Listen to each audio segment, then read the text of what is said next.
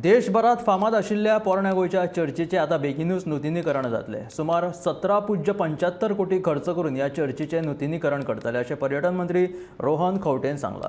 त्याचबरोबर interpretation centre, parking सारकिल्ल्यो सुविधाय आसतल्यो अशें तांच्यांनी म्हटलां।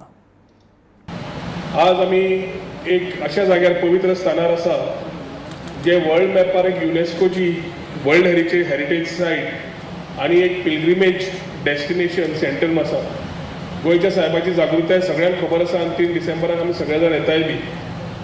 जेन्ना प्रशांत स्किमाची येवजण जाली तेन्ना बॉम जिजस बेजिलिका चर्चीचे कितें इम्प्रुवमेंटाक जाय, कितें एडिशनल फॅसिलिटीज जाय ते फादर पेट्रिशियो आनी तांच्या टिमी वांगड्यां कडेन उलोवन एक प्लॅन चॉकआउट केलो।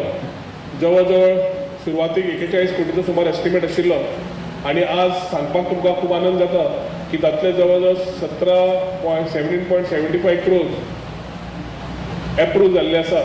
जातूंतल्यान तशें म्हणजे आमच्या चॅरमॅनान सांगलें इंटरप्रिटेशन सेंटर, पार्किंग, बाकीच्यो सुविधा, इल्युमिनेशन, बाकीच्यो सुविधा ह्या माध्यमांतल्यान जातल्यो।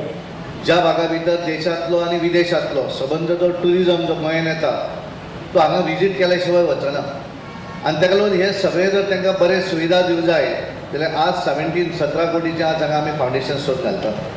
आमचे कडेन 8 म्हयने आसात आनी म्हाका पूर्ण विश्वास आसा की आमचे पर्यटन मंत्री रोहन बाब खंवटे आनी आमची संपूर्ण टीम GTDCचे चॅरमॅन हे फाटल्यान लागून आनी पूर्णपणे आमचे फादर पेट्रिशियो फर्नांडीस यांचे सहकार्य, कारण हे हांगा करतलो आसा जाल्यार तेंचें सहकार्य तितलेंच इम्पॉर्टंट आसा आनी त्यामुळे ह्या सगळ्यांच्या सहकार्यान हें काम 8 म्हयन्या भितर पूर्ण जातलें। हो देश एक वेगळ्या हाजेर व्हरपाचें काम जें आसा, विकसीत भारताकडे वचपाचें काम जें आसा तें तुमच्या सगळ्यांच्या सहकार्यान चलता आनी हाच्या फुडेंय तुमचे सगळ्यांचे सहकार्य अपेक्षीत आसा आनी तें तुमी दितच आसा त्या बद्दल तुमचे सगळ्यांचे हांव धन्यवाद दिता।